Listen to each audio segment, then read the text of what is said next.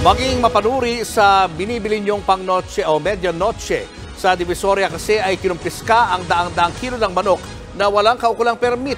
Nasa frontline na balitang yan si Dave Abuel.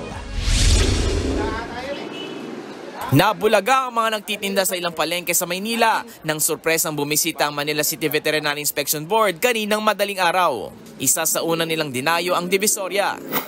Dito nila naaktuhan ang tricycle driver na ito na may bitbit ng 200 kilo ng kinatay na manok. Nang inspeksyonin, wala siyang maipakitang permit.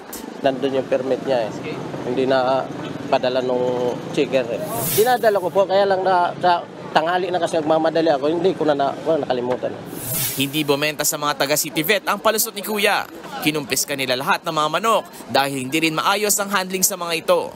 Hindi po kasi pwedeng nakalimutan lang, dapat dala talaga nila.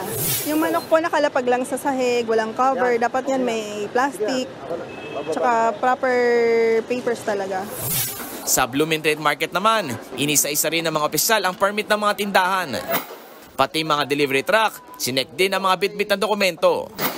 Pagdating naman sa Paco Market, isa-isang tinanggal ng mga taga City Vet ang mga ilaw na may pulang cellophane sa mga pwesto ng nagtitinda. Sabi ng Inspection Board, puting ilaw lang dapat ang ginagamit sa mga pwesto para masuring maigi ng mga mamimili ang kalidad ng karne. Hindi nyo naman dapat lagyan ng ganito kung sariwa yung tinitinda nyo eh.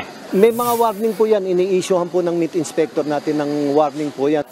Ngayong kaliwat kanan ng handaan dahil sa holiday season, nagpaalala ang mga otoridad na suriing mabuti ang binibiling karne. Tingnan natin yung permit. Tingnan din natin yung texture ng karne na kailangan malinis siya, mapula at hindi malabsa.